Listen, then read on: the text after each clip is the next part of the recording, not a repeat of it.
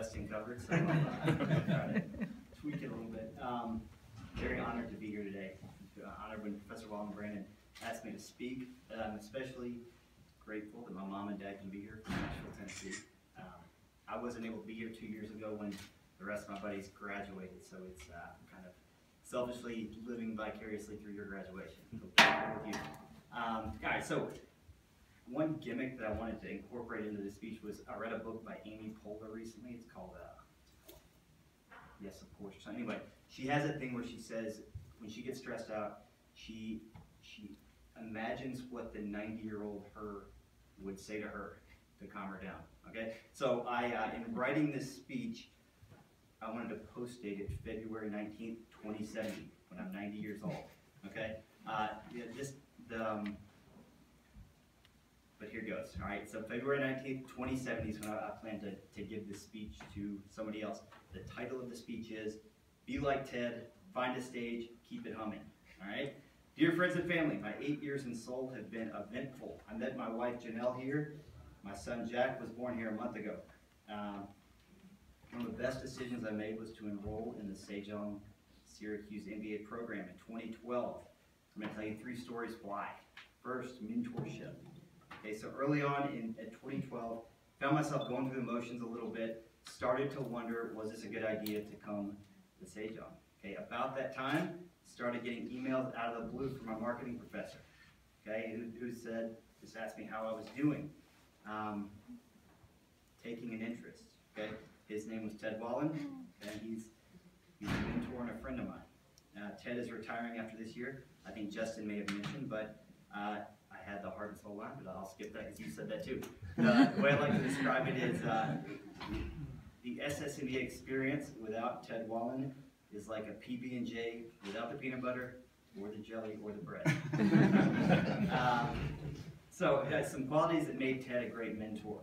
1, accessibility. We'd get together at the Chinese dumpling house, talk shop, eat dumplings, drink Coca-Cola. He was always, if I needed to lean on somebody, he was always there. Insight. He would coach me up on marketing topics. Okay, I was working at LG at the time. I could then use the insight he gave me to be better at my job, to stand out. 3rd, compassion. The way Ted treats everybody the same, good days and bad.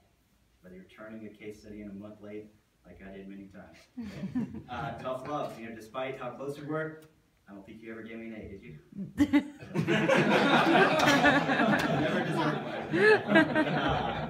That's true. All right, so here's the part that's really touching. Ted set me up with an intern named Raymond.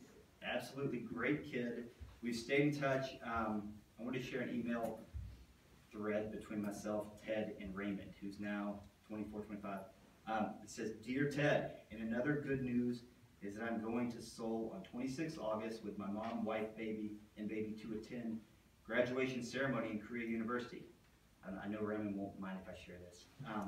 Once the ceremony finishes, I'm planning to visit your office if you have time for dinner with us in Old Dumpling Place or anywhere you want. It would be my best day if I could be with you on that day. Once again, thank you so much for your huge support on me. I'm perfectly sure that current Raymond wouldn't exist if I didn't have a mentor like you. But I think a lot of us feel the same way about Professor Wallen. The second story I want to touch on is, for that, I really want to say, if there's 3 words you take from this reflection, be like Ted. Okay, the more you be like Ted, the more success you're going to have, in my opinion.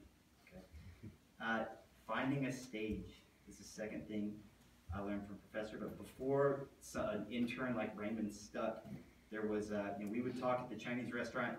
He'd be a sounding board for my business ideas. I had an English CrossFit, a xylitol water company, portable standing desk, some other wacky ideas. At some point, Ted suggested that I meet with 4 of his undergraduate students who could serve as interns or mentees for me. So I cobbled together notes and then laid out the vision to these 19 to 22-year-old people embarking on a tough job market. The reaction from the mentees was mixed. 2 of them indicated to Professor Wallen that there were just too many moving parts in the idea and that they weren't really interested. The other 2 were a little more direct. They emailed me and basically saying, "Don't call us, we'll call you." So the takeaways were that, look, small business pursuit, it didn't matter that I was 33 and, had a whatever, well-dressed, or it's the ultimate meritocracy, and that's what I love about it, entrepreneurship. The other takeaway is that having a stage and blowing it, which I did at that time, is better than not having a stage, okay? For better or worse, the days of putting your head down, waiting for success to happen to you are over. So you need to find a stage. A stage can be a running club, a supportive spouse, like I've been lucky enough to have, fitness class, interns, Toastmasters, business plan competitions, whatever. Just find a stage. It's a place where you can spread your ideas, your aspirations. Third thing I want to talk about is the SSMBA cohort, or community, okay? My class, like yours, was a group of people legitimately from all walks of life, okay? A lot of us didn't have a clear career path when we started, but we were scrappy. That's what I liked about it. And open to business ventures, a lot of the time to a fault, didn't have too many, the cascade of business ideas. But it takes a certain person, to be as an expat in an MBA program in Korea. I think it's important not to forget that. When we graduated a couple years ago, a lot of us still didn't know exactly what we were going to do, but we were a lot further along in the journey. Not because we now had a diploma, which thanks to Brandon no longer has a born-on date. It's fine. And not because we could flash that diploma around, but because we had, like Justin was saying, because we had some momentum and we were intent on keeping it humming. Okay, I know Ricky does that. So the people that I graduated with, I'm really proud of. We found some success, had momentum, and kept it humming. Eden was one of my classmates, really impressive. She kept it humming. She's running a PR firm in LA. Been featured recently in the Wall Street Journal a bunch. She's kind of Donald Sterling's babysitter from what I hear. Kevin is a buddy of mine. He scored he grinded his way through a job in Singapore. Said, forget this place. I want to go back to the U.S. Eventually scored a logistic jobs near his home in Vermont at a teddy bear company, and his 2-year-old son approves. Brandon, not this Brandon, but Brandon Meacham, scored a job at Nike. Okay, he in Seattle. He said the hiring managers, they didn't really care where he went to school. They didn't care how good his grades were.